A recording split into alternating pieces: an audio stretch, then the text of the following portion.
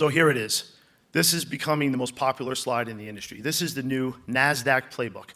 If you are a private company, a Canadian company, international company, and you want to list either through an IPO, a cross list, an up list, a direct listing, this is the playbook that nobody is talking about. So for years, there was one criteria to get on Nasdaq.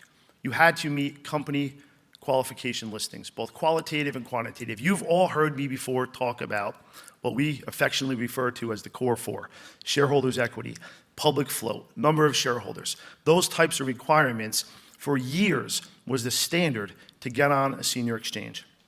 And then a few years ago, that standard started to evolve, more regulations started to come out.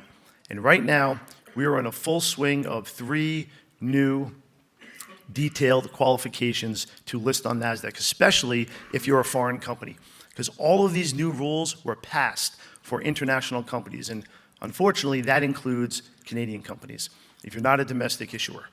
And aside from being qualified on the company side listing, these qualitative and quantitative factors, there's now a deal qualification, which never really occurred in the past. So in order to now list on an exchange, the exchange will actually look at your IPO book or your cross-listing book, meaning if you're raising capital, who are your investors?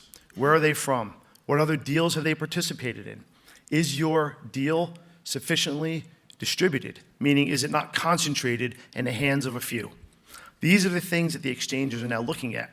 And unfortunately, most people in the industry are still talking about the company qualifications, the shareholders' equity, the public float. That just doesn't work anymore.